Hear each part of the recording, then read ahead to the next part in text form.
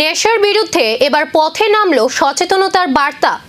যুব সমাজকে মাদকের কবল থেকে দূরে রাখা এবং খেলাধুলার প্রতি আগ্রহ বাড়ানোর লক্ষ্যেই আগরতলায় আয়োজন করা হলো বিশেষ সচেতনতা পদযাত্রার। সোম ফাউন্ডেশন ও অভিজিৎ দাসের উদ্যোগে এই কর্মসূচিতে উঠে এলো নেশামুক্ত সমাজ গড়ার ডাক। নেশামুক্ত সমাজ গড়ার বার্তা নিয়ে আগরতলায় আয়োজন করা হলো এই সচেতনতামূলক পদযাত্রার। আগরতলা হারাধন সংলগ্ন এলাকা থেকে শুরু হয় পদযাত্রা।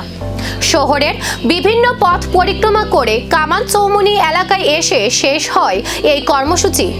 উদ্যোক্তাদের মূল লক্ষ্য যুব সমাজকে নেশা থেকে দূরে রাখা এবং খেলাধুলার প্রতি আগ্রহ বাড়ানো। তাদের বক্তব্য, যেভাবে নেশার প্রবণতা বাড়ছে তাতে আগামী দিনে যুব সমাজের ভবিষ্যৎ নিয়ে উদ্বেগ তৈরি হচ্ছে। তাই নেশার বিরুদ্ধে শুধু প্রশাসনিক পদক্ষেপ নয়, প্রয়োজন সামাজিক সচেতনতা। আর সেই বার্তাই মানুষের কাছে পৌঁছে দিতে পথে নামলেন উদ্যোক্তারা। এটার উদ্দেশ্য হলো আমরা নেশামুক্ত ত্রিপুরা চাই, সুষ্ঠু ত্রিপুরা চাই, নেশামুক্ত ত্রিপুরা চাই। এবং আমি একা না, আমরা সমস্ত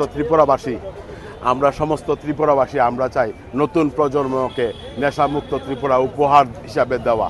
এবং শুধু আমরা না, আমাদের মধ্যে আমাদের দেশের প্রধানমন্ত্রী, আমাদের জনপ্রিয় মুখ্যমন্ত্রী মানিক সাহাজিতে আমরা সবাই এই অভিযানে নেমেছি এবং এটা সম্পূর্ণ সফল করেই ছাড়ব। বর্তমান সময় দেখা যাচ্ছে কি এখন যারা 18 বছর নিয়েছে তাদের মধ্যে নেশার যে প্রাদুর্ভাবটা দিনে করে বৃদ্ধি পাচ্ছে, যার কারণে এইচআইভি পজিটিভিটির পরিমাণ বেশি, একমাত্র নেশা সিরিজ দিয়ে যে নেশা করে। এই বাচ্চাদের ক্ষেত্রে কি বার্তা থাকবে আপনার এবং নেশা থেকে বেরিয়ে কি করা উচিত থাকে? অ্যাকচুয়ালি এটা ওনাদের অভিভাবকদের টোটালি জিনিসটা ফলো আপ করা দরকার। অভিভাবকরা যদি ফলো আপ করে এবং বাচ্চাদেরকে সঠিক গাইডেন্স রাখে এবং পড়াশোনার মাধ্যমে রাখে, তাহলে নেশাগ্রস্ত জিনিসে একটু।